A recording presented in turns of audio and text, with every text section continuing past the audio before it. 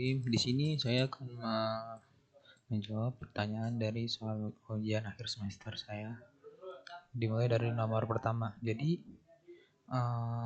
bagian A, tahap menggambar DFD. Nah, DFD ini adalah data flow diagram.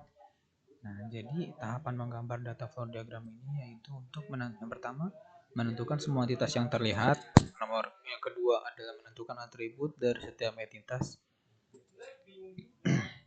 Yang ketiga yaitu menentukan relasi serta primary key dan foreign key-nya. Yang keempat yaitu menentukan derajat relasi dengan matriks relasi untuk himpunan relasi. Kemudian yang kelima untuk melengkapi entitas dengan mengisi atributnya. Nah, fungsi ARD itu apa sih? Yaitu dia sebagai alat untuk memodelkan hasil dari analisis data. Kemudian fungsi lainnya sebagai alat untuk memodelkan data konseptual secara logikal. Nah, yang ketiga yaitu sebagai alat untuk memodelkan objek-objek dalam suatu sistem atau dasar dari objek diagram atau kelas diagramnya. Nah, kemudian nomor 3, simbol pada IRD itu ada 3, yaitu ada entity atau entitas, yang kedua atribut, yang ketiga ada relationship. Nah, yang pertama itu entitas, yaitu sebuah objek yang keberadaannya itu dapat dibedakan terhadap objek lain. Entitas dapat berupa orang, benda, tempat, kejadian, ataupun konsep lainnya.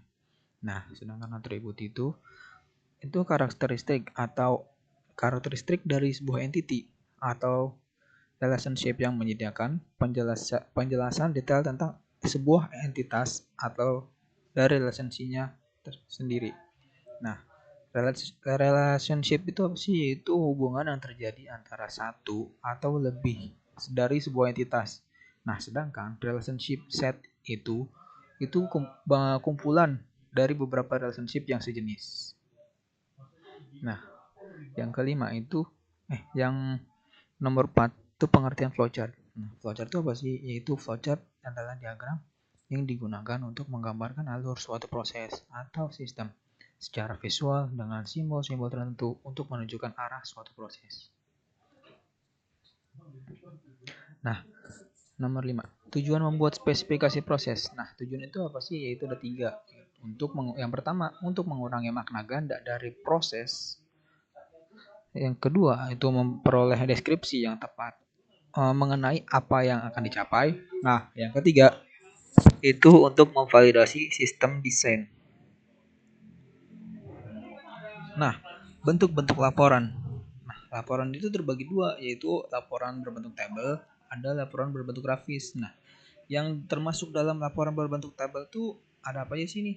Yaitu ada notice report, yang kedua ada ex-post report, yang ketiga ada variance report, yang keempat ada comparative report. Nah, yang berbentuk grafis tuh apa sih? Yaitu ada garis, ada batang, ada pasta. Itu implementasinya dalam bentuknya ya.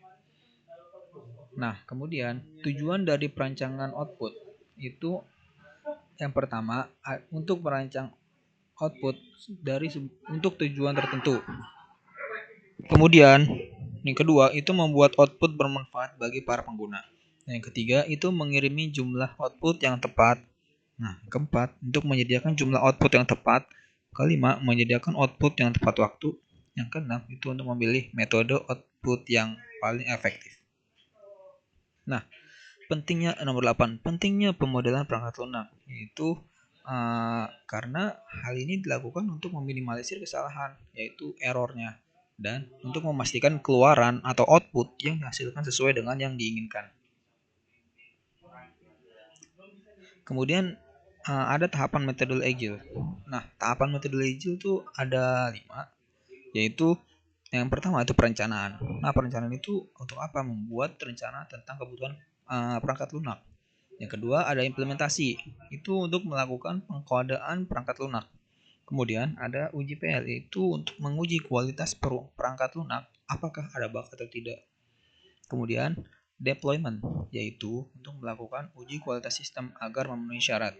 Kemudian pemeliharaan, yaitu untuk melakukan pemeliharaan atau pengembangan dari sebuah kode dan maintenance perangkat lunak, karena tidak semua atau tidak semua kode dari project perangkat lunak ini 100% bebas dari bug.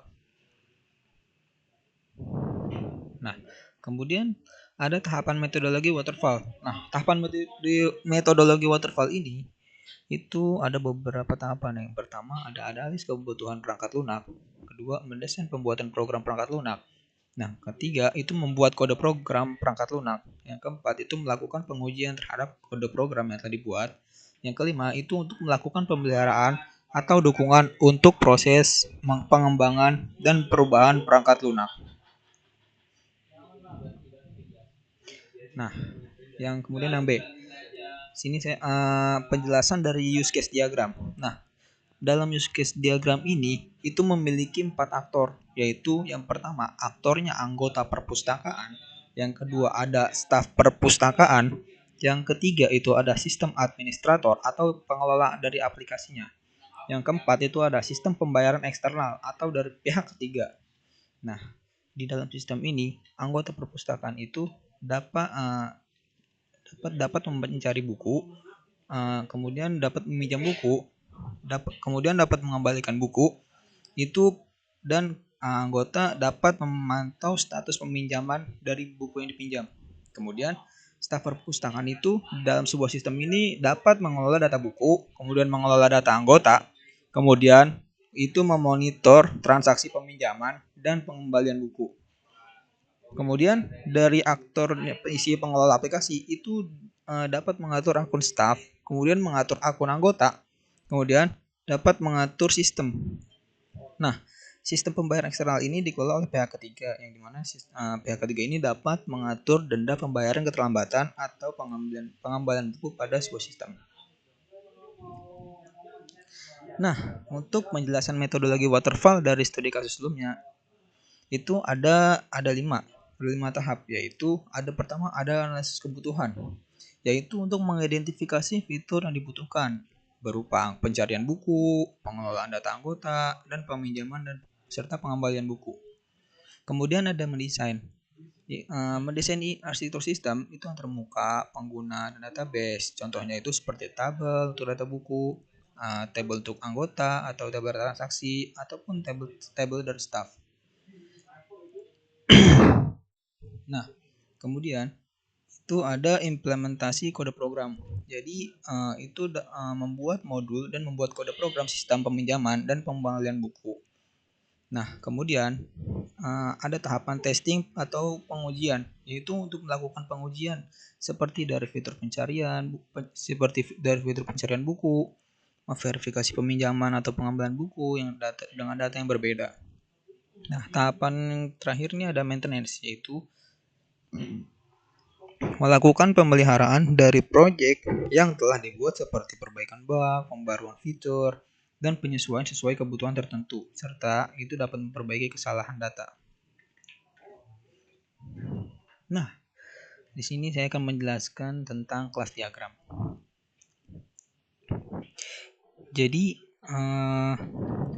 di dalam sebuah kotak ini itu ada terdapat nama tabelnya, kemudian nama atributnya, kemudian di sini si nama tabelnya ini tuh fungsinya itu untuk apa di sini. Nah, misalnya nih manager itu memiliki namanya siapa, ID-nya siapa, nomor teleponnya siapa, nomor teleponnya apa, dan lokasinya itu di mana. Nah, manajer ini itu hanya diduduki oleh diduduki posisinya oleh satu orang saja. Nah, kemudian di sini ada table inventory. Nah, table inventory ini itu memiliki tipenya dari inventory tersebut. Kemudian juga dia memiliki status tersebut. Nah, untuk dari inventory ini itu bisa memiliki tipe ataupun status. Juga tidak bisa dia juga tidak bisa maksudnya kayak seperti dia enggak tidak ada tipe atau status itu juga bisa. Nah, Kemudian di bawahnya itu ada table save. Nah, table save ini itu memiliki nama, ID, lokasi, dan fungsi dari save ini untuk itu bisa menerima orderan dari save ini itu bisa memiliki dari table save ini dia dapat menerima orderan atau makanan dari makanan itu lebih dari satu item. Bisa lebih dari satu item, jadi bisa chef itu bisa membuat beberapa menu makanan. Nah, kemudian pada table food item ini tuh memiliki atribut itu nama dengan ID-nya. Nah, food item ini itu juga bisa food item ini memiliki nama atau ID itu lebih dari satu atau beberapa menu yang lebih dari satu. Kemudian di sini ada housekeeping. Housekeeping itu memiliki misalnya nama, ID, dan lokasinya. Ini atribut. Kemudian housekeeping itu fungsinya atau kerjanya itu yaitu membersihkan ruangan. Selanjutnya ada table guest. Table guest itu table tamu, yaitu memiliki atribut yaitu nama dengan ID-nya apa, nomor teleponnya dan addressnya serta nomor ruangannya. Kemudian table tamu ini itu dapat melakukan apa sih? Berarti tamu ini dapat melakukan check in, check out, melakukan pembayaran, memesan makanan, dan submit feedback. Nah, table guest ini bisa lebih dari satu ataupun kurang dari satu. Nah, kemudian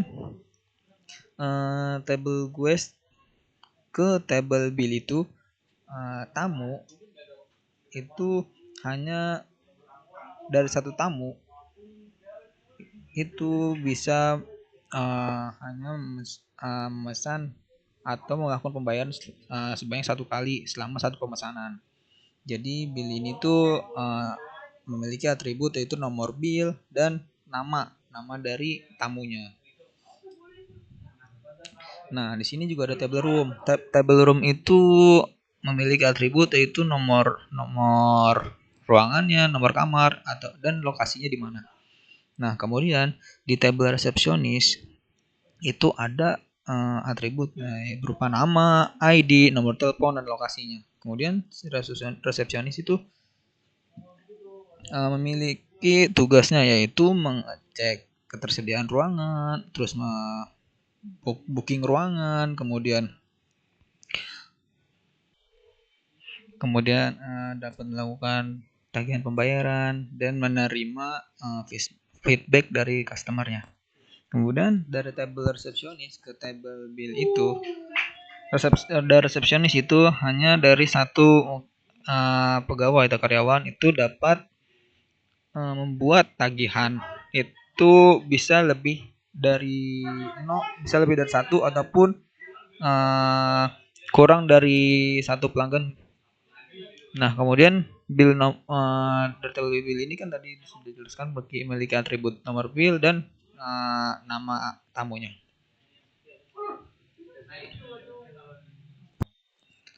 Nah, mungkin hanya itu saja yang dapat saya sampaikan. Kurang lebihnya mohon maaf. Wassalamualaikum warahmatullahi wabarakatuh.